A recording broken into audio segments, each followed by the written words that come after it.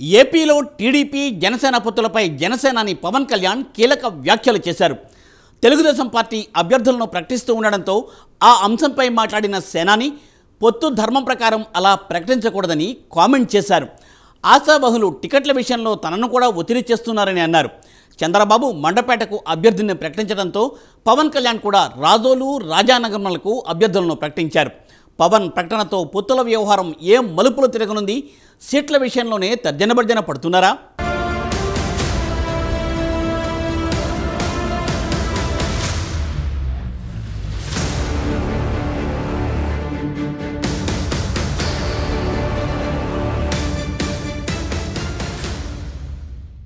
తీవ్ర ఒత్తిడితో టీడీపీ అధినేత నారా చంద్రబాబు నాయుడు టిక్కెట్లు అనౌన్స్ చేశారు. నా మీద కూడా చాలా ఒత్తిడి ఉంది.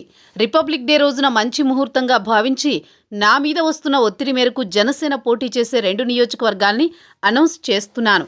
RRR ఆర్ అంటే ఇష్టం కాబట్టి రాజోలు అలాగే రాజానగరం నియోజకవర్గాల్లో జనసేన పోటీ చేస్తుంది అంటూ జనసేన అధినేత పవన్ కళ్యాణ్ కీలక ప్రకటన చేశారు.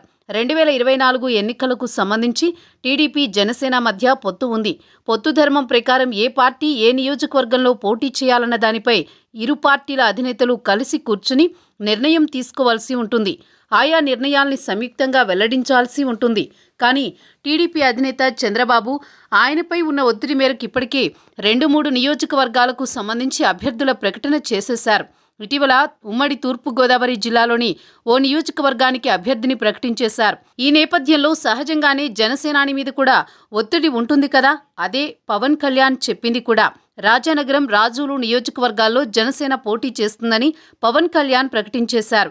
ఇప్పుడిక టీడీపీ ఒకంత బాధ్యతాయుతంగా వ్యవహరించాల్సి ఉంటుంది. ఈ ప్రకటనతో జనసేన పార్టీ ఎన్ని చోట్ల పోటీ చేయొచ్చు అన్న దానిపై దాదాపు ఓ స్పష్టత కూడా వచ్చేసింది. గట్టిగానే జనసేన సీట్లు దక్కించుకుంటుందన్న విశ్లేషణలు రాజకీయ వర్గాల్లో ప్రారంభమయ్యాయి.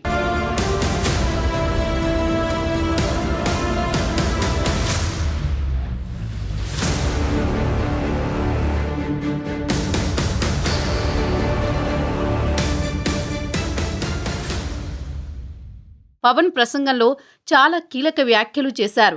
ఎన్ని స్థానాలు తీసుకోవాలో తనకు తెలుసన్నారు పవన్. జగన్ అనే వ్యక్తి టీడీపీని టార్గెట్ చేయడంతో పాటు జనసేనను కూడా వదలడం లేదు. సొంత చెల్లిని వదలని వ్యక్తి మిగిలిన వాళ్లను వదులుతారా అన్నారు. జగన్కు ఊరంతా శత్రువులే. వైఎస్ఆర్సీపీ నేతలకు కష్టం వస్తే తన దగ్గరకు రావాలన్నారు.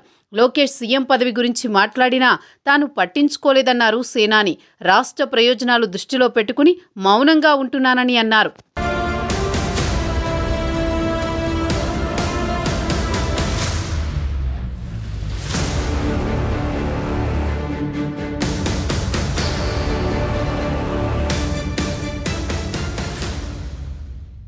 జనసేన అధినేత పవన్ కళ్యాణ్ గతంలో వేరు, ప్రస్తుతం వేరు. మీరు 2 సీట్లు ప్రకటిస్తే నేను 2 ప్రకటిస్తా చూడు అంటూ ఒక రకంగా సుతిమెత్తని హెచ్చరిక పంపినట్లుందన్న కామెంట్స్ వినిపిస్తున్నాయి.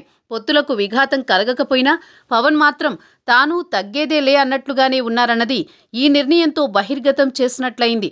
తానేంటో భవిష్యత్తులోనూ తన నిర్ణయాలు ఎలా ఉంటాయో ట్రయల్ వేసి చూపించాడు. ఖచ్చితంగా కూటమితోనే వెళ్తామని క్లారిటీ ఇస్తూనే పొత్తుల విషయంలో తగ్గేదే లేదని స్పష్టంగా హింట్ ఇచ్చారు. అలాగే జగన్ను గద్దెదించడం ఖాయమని కూడా తేల్చేశారు.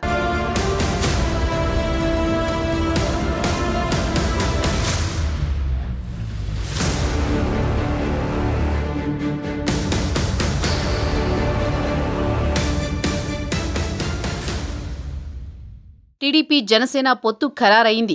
అది చంద్రబాబు రాజమండ్రి సెంట్రల్ జైల్లో ఉన్నప్పుడు. టీడీపీ కష్టకాలంలో ఉన్నప్పుడు పవన్ చేయి అందించారు.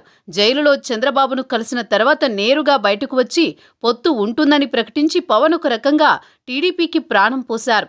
కష్టకాలంలో తాను ఆదుకుంటే తనను సంప్రదించకుండా టికెట్లు ప్రకటించడమే సేనాని జీర్ణించుకోలేకపోయారన్న మాట రాజకీయ వర్గాల్లో వినిపిస్తోంది. అంటే స్మూత్గా చెప్పినా మీ పొత్తుకు ముందు ఎన్ని సీట్లు ప్రకటిస్తే తాను కూడా అన్నే సీట్లను ప్రకటిస్తానని పవన్ చెప్పినట్లయింది. దీంతో చంద్రబాబు, పవన్ కళ్యాణ్ కలిసి కూర్చుని సీట్ల విషయం చర్చించక తప్పనిసరి పరిస్థితి పవన్ కల్పించినట్లయింది.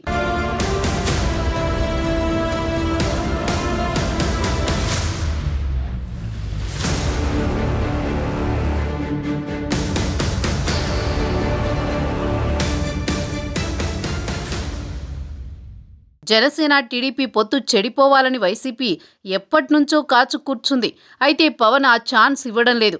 పవన్ తాజా కామెంట్లతో పొత్తి ముడిపడదు అన్నట్లుగా సంబరపడిపోతూ తాడేపల్లిలో వైసీపీ సంబరాలు మొదలుపెట్టినట్టు తెలుస్తోంది.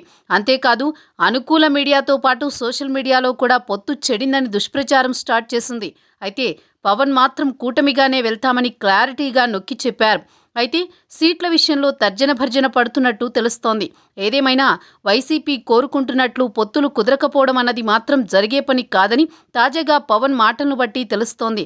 జనసేన తెలుగుదేశం కలిసికట్టుగా వైసీపీని గద్దెదించడం ఖాయమని అంటున్నారు. చూడాలి మరి ఏపీ భవిష్యత్తు రాజకీయం ఏ మలుపు తిరుగుతుందో అన్నది.